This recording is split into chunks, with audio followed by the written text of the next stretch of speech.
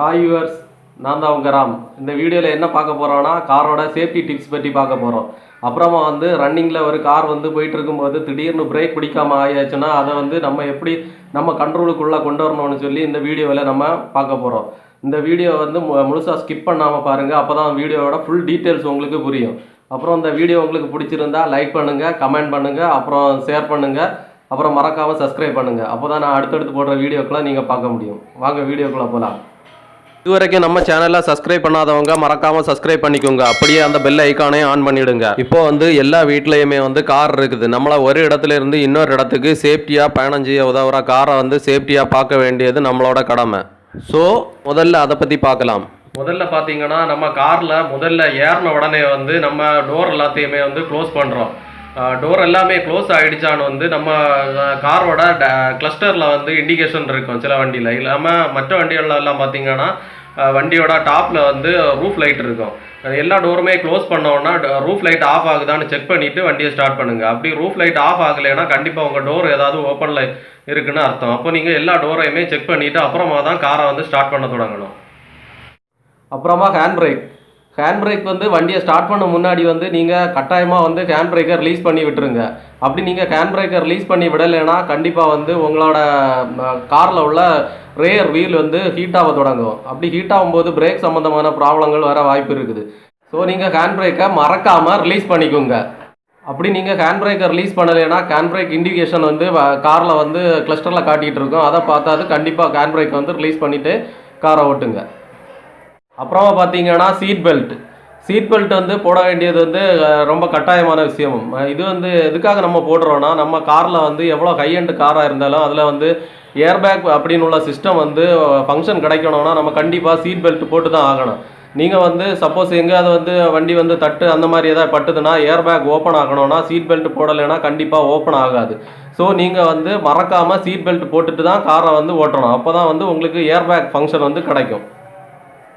முதல்ல காரில் ஏறினதை நம்ம காரில் நம்ம போக வேண்டிய இடத்துக்கு தேவையான ஃபியூவல் இருக்குதான்னு ஃபஸ்ட்டு செக் பண்ணிக்கோங்க. ஃபியூவல் லெவல் செக் பண்ணிவிட்டு அப்புறமா கார் எடுத்துகிட்டு போங்க. அப்புறம் வண்டியை ஸ்டார்ட் பண்ணும்போது உங்கள் கிளஸ்டரில் உள்ள எல்லா லைட்டுமே ஆஃப் ஆகுதான்னு கரெக்டாக செக் பண்ணிக்கோங்க. அப்படி ஆஃப் ஆகாமல் பேட்ரி அப்புறம் சர்வீஸ் இந்த மாதிரி ஏதாவது சிம்பிள்ஸ் அந்த மாதிரி இருந்தனா மறக்காமல் சர்வீஸ் சென்டரை காண்டாக்ட் பண்ணுங்கள்.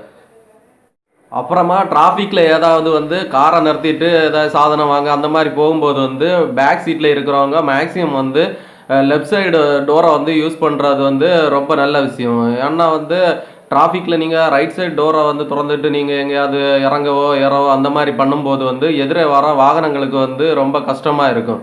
ஸோ மேக்ஸிமம் லெஃப்ட் சைடு டோரை யூஸ் பண்ணிக்கோங்க.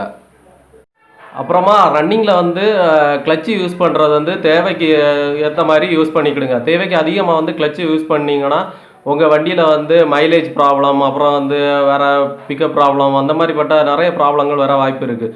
ஸோ நீங்கள் கிளச்சை தேவைக்கு மட்டும் யூஸ் பண்ணுற மாதிரி யூஸ் பண்ணிக்கோங்க. இது எதுக்காக சொல்கிறோன்னா சிலர் கிளச்சில் கால் வச்சுட்டே ஓட்டுறாங்க. இப்படி கிளச்சில் கால் வச்சுட்டு ஓட்டும்போது சீக்கிரமாக கிளச்சு தீர்ந்து போடுறது, அப்புறமா வண்டி மைலேஜ் கம்மி ஆகுறது, அப்புறம் பிக்கப் கம்மி ஆகுறது, இப்படிப்பட்ட ப்ராப்ளங்கள் வருது. அதனால் மேக்ஸிமம் தேவைக்கு மட்டுமே கிளச்சை யூஸ் பண்ணிக்கோங்க. தேவைக்கு அதிகமாக கிளச்சை யூஸ் பண்ணும்போது உங்களோட வண்டியோட மைலேஜ் ரொம்ப கம்மியாக கிடைக்கும். அப்புறம் மேக்ஸிமம் ஸ்பீடை யூஸ் பண்ணுங்கள். ஃபஸ்ட்டு கியரில் 20, அப்புறம் செகண்ட் கியரில் மேக்ஸிமம் 40, தேர்டு கியரில் மேக்ஸிமம் 50 அந்த ரேஞ்சு, அப்புறம் ஃபோர்த் கியரில் 60, அப்புறம் ஃபிஃப்த்து கியரில் அதுக்கப்புறம் டாப்பு தான் எவ்வளோ வேணாலும் நம்ம போய்க்கிடலாம். அந்த மாதிரி யூஸ் பண்ணுங்கள். அப்போ தான் உங்களோட வண்டியில் மைலேஜ் கிடைக்கும். ஓகேங்க. அப்புறமா நம்ம கார் ஓட்டி முடிச்சுட்டு வண்டியை ஒரு இடத்துல ஒதுக்கி வண்டியை ஸ்டாப் பண்ணிட்டோம். அப்புறமா எல்லா டோரும் க்ளோஸில் இருக்குதான்னு பார்த்துக்குங்க. மறுபடியும் டோர் லைட் ஆஃப் ஆகுதான்னு பார்த்துக்கிடுங்க. அப்போ டோர் லைட்டு ஆஃப் ஆகலைன்னா உங்கள் பேட்டரி சார்ஜ் டவுன் ஆகிறதுக்கு வாய்ப்பு இருக்குது. அதனால் எல்லா டோருமே க்ளோஸ் ஆகிருச்சான்னு செக் பண்ணிவிட்டு அப்புறமா போங்க. அப்புறமா வண்டி ஒதுக்கி விடுற இடம் கொஞ்சம் நீட்டாக இருக்கும்படி பார்த்துக்குங்க. ஏன்னா அதிக வேஸ்ட்டு அந்த மாதிரி ஏதாவது இருந்தோன்னா எலி இந்த மாதிரிப்பட்ட தொந்தரவு நம்ம வண்டியில் உள்ள ஒயரிங் அப்புறம் முக்கியமான பார்ட்ஸ் எல்லாம் கடித்து வேஸ்ட் ஆகிக்கிறோம். ஸோ வண்டி நிறுத்தி விடுற இடம் கொஞ்சம் நீட்டாக இருக்கும்படி பார்த்துக்குங்க. அப்படியே நிறைய பேர் புகையிலை அப்புறம் வந்து கற்பூரம் இந்த மாதிரி வச்சு வந்து எலியை விரட்ட யூஸ் பண்ணுறாங்க. ஆனால் அது வர்றதுக்கு முன்னாடியே நம்ம தடுத்துட்டோம்னா நமக்கு எந்த ப்ராப்ளம் இருக்காது. அதனால மேக்ஸிமம் நீட்டாக நடத்துலேயே காரை பாஸ் பண்ணுங்கள். அப்புறமா வந்து maximum outside fitting accessories மாட்டுறதை வந்து தவிர்க்கிறது ரொம்ப நல்லது. இதனால் வந்து பேட்ரி சார்ஜிங் ப்ராப்ளம் அப்புறம் வந்து ஒரிஜினல் ஒயரிங்கில் ப்ராப்ளம் அந்த மாதிரி வர்றதுக்கு வாய்ப்பு இருக்குது. ஸோ மேக்ஸிமம் வந்து அக்சசரிஸ் வந்து அவுட் சைடில் ஃபிட் பண்ணுறத நிறுத்திக்குங்க. அப்புறமா லாங் பயணத்துக்கு போகும்போது வந்து எப்போவுமே வந்து ஸ்டெப்னி டயரை வந்து நல்லா ரெடியாக வச்சுக்கோங்க. சிலவங்க வந்து நம்ம ஸ்டெப்னி டயரை ஏற்கனவே சேஞ்ச் பண்ணியிருப்பாங்க. அந்த டயரை வந்து பஞ்சர் பார்க்காம அந்த மாதிரியெல்லாம் வச்சுருப்பாங்க.